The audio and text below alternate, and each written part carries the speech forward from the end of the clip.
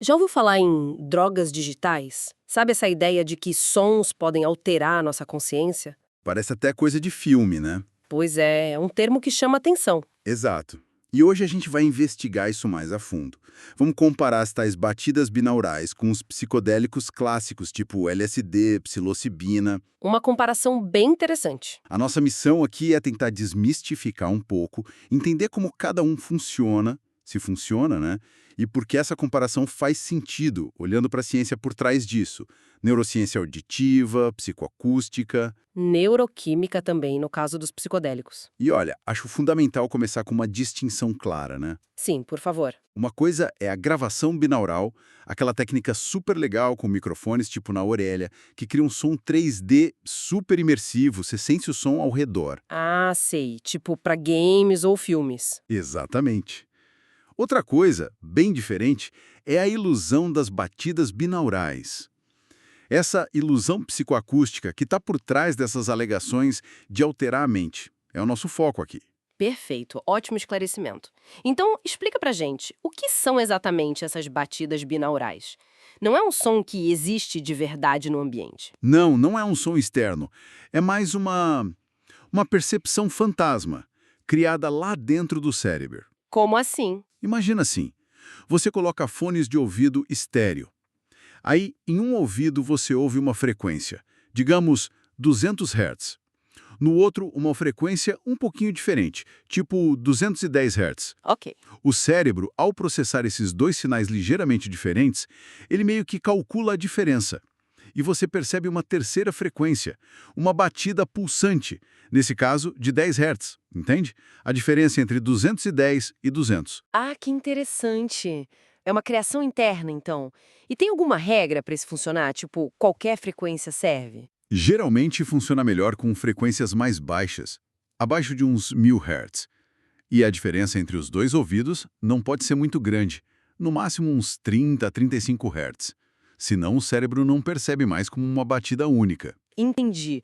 E como o cérebro faz isso? Qual o caminho neural? Bom, os sinais de cada ouvido, eles viajam separados no início, mas depois convergem numa área específica lá no tronco cerebral, uma estrutura chamada Complexo Olivar Superior, ou SOC.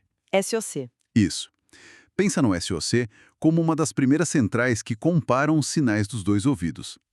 É ali que essa pequena diferença de frequência é detectada, gerando a percepção da batida. E a partir daí? Tem alguma teoria sobre o que acontece depois? Sim, a teoria principal é a do arrastamento de ondas cerebrais, ou BWE na sigla em inglês. Arrastamento. Como assim? A hipótese é que o cérebro poderia sincronizar sua própria atividade elétrica, aquelas ondas que a gente mede com o EEG, sabe?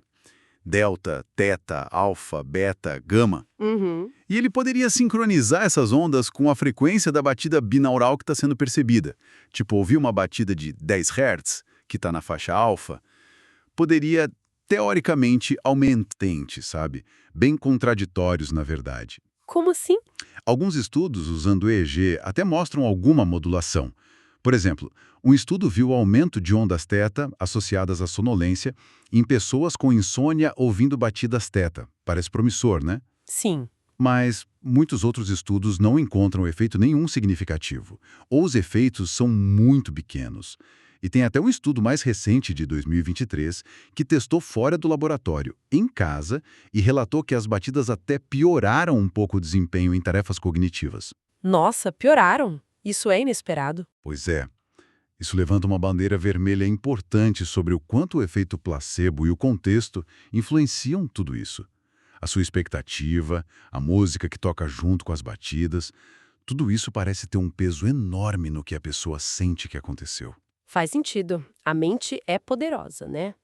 Mas essa busca por alterar a consciência, ela tem um paralelo bem mais potente e antigo, certo? Que são os psicodélicos clássicos. Exatamente. LSD, psilocibe, dos cogumelos. O próprio nome psicodélico já diz muito, né? Manifestador da mente. Tem todo um histórico aí, desde usos ancestrais, passando pela pesquisa científica que foi interrompida e agora esse renascimento terapêutico que a gente está vendo. Sim, um campo que voltou com força. E a experiência que é, bom, completamente diferente, né? A gente fala de alterações profundas na percepção, cores mais vivas, padrões visuais. Emoções muito intensas, memórias que vêm à tona. E os tais insights, né? Aquelas compreensões súbitas. E talvez o ponto mais característico, a dissolução do eco. Aquela sensação de perder o senso de um eu separado do mundo. Esse é um ponto central, sem dúvida. E o mecanismo por trás disso é radicalmente diferente das batidas binaurais. É neuroquímico e age, digamos, de cima para baixo. De cima para baixo, como assim? Quer dizer que essas substâncias, como o LSD e a psilocibina, elas se ligam e ativam um receptor específico de serotonina, o 5-HT2A. E esse receptor está muito presente justamente nas áreas mais evoluídas do cérebro, no córtex cerebral, áreas ligadas ao pensamento complexo, à percepção, à autoconsciência. Ah, então a ação é direta nessas áreas de alto nível. Exato. E essa ativação causa uma cascata de efeitos, uma reorganização geral da atividade cerebral. Um efeito muito estudado é a desintegração da chamada rede de modo padrão, a DMN. DMN. Ouvi falar. É a rede ligada ao nosso eu. Isso, muito associada ao nosso senso de self, aos pensamentos sobre nós mesmos, ruminação. Quando essa rede fica menos ativa, menos coesa sob efeito psicodélico, isso se correlaciona fortemente com a experiência subjetiva de dissolução do ego. Fascinante. Quer dizer, a base neural daquela sensação de perder o centro. É uma hipótese forte, sim. E ao mesmo tempo que a DMN desliga um pouco, aumenta a comunicação geral entre áreas do cérebro que normalmente não conversam tanto. Fica um estado mais entrópico, alguns pesquisadores dizem, mais flexível, menos rígido. Entendi. É interessante que você mencionou, outros estados podem afetar a DMN também, né? Sim, sim.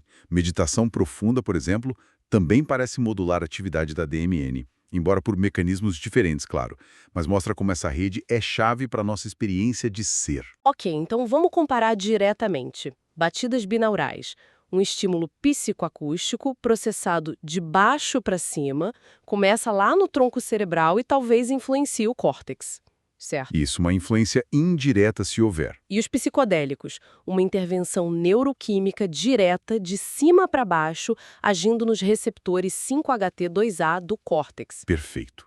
É uma diferença fundamental de mecanismo. E essa diferença explica por que, bom, não dá para esperar o mesmo tipo de experiência transformadora de um psicodélico só ouvindo um som específico, né? Exatamente. A intensidade e a natureza da experiência são incomparáveis. Batidas, quando funcionam, geralmente trazem efeitos sutis, um relaxamento, talvez uma ajuda para focar um pouco, coisas leves. Visões complexas, experiências que alguns chamam de místicas ou transcendentais. Aqueles 12% que buscam efeitos psicodélicos com batidas, isso parece refletir mais a intenção deles do que a capacidade real do estímulo. Faz todo sentido. E no potencial terapêutico, como fica essa comparação? As batidas talvez possam ser úteis como uma ferramenta adjuvante, sabe?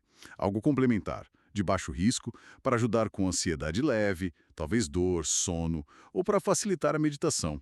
Mas ainda falta muita pesquisa robusta. Certo, um complemento. Já os psicodélicos, eles estão sendo investigados como tratamentos potencialmente transformadores para condições bem sérias, como depressão resistente, transtorno de estresse pós-traumático TEPT, mas é crucial dizer, sempre dentro de um contexto clínico muito controlado, com acompanhamento terapêutico. Não é para usar de qualquer jeito. Claro. A segurança e o contexto são fundamentais nesse caso. Então, para amarrar tudo, a relação entre batidos binaurais e psicodélicos é mais uma analogia, né? Ambos tentam modular a consciência. Sim, o objetivo é parecido, mas não é uma homologia. Os mecanismos são completamente diferentes. Batidas binaurais não são psicodélicos sonoros. Acho que ter isso claro ajuda a alinhar as expectativas. Exatamente. Por isso, a recomendação é, se for experimentar batidas binaurais, vá com essa perspectiva realista. Podem ser interessantes para relaxar, para meditar. Talvez. Mas não espere uma viagem psicodélica. E lembre-se sempre do peso do placebo e do contexto. Bom, acho que conseguimos explorar bem hoje essa diferença, né? De um lado, a ilusão auditiva sutil das batidas binaurais, com seus efeitos ainda debatidos pela ciência, Do outro, a profunda reconfiguração neuroquímica causada pelos psicodélicos clássicos. Sim, são mundos bem distintos. Mas fica uma reflexão final, talvez. Opa, qual? Embora funcionem por vias tão diferentes, será que no futuro a gente não poderia encontrar sinergias interessantes? Assim como hoje se usa a música para guiar uma sessão de terapia com psicodélicos, Uhum. será que estímulos sensoriais rítmicos, como talvez as próprias batidas binaurais, poderiam de alguma forma complementar essas terapias? Talvez ajudando a pessoa a se estabilizar ou a integrar a experiência depois. Interessante. Modular o estado de maneiras diferentes ao mesmo tempo. Quem sabe? A exploração da consciência e do cérebro ainda tem muitos caminhos fascinantes pela frente, especialmente nessa interface entre som, química e mente.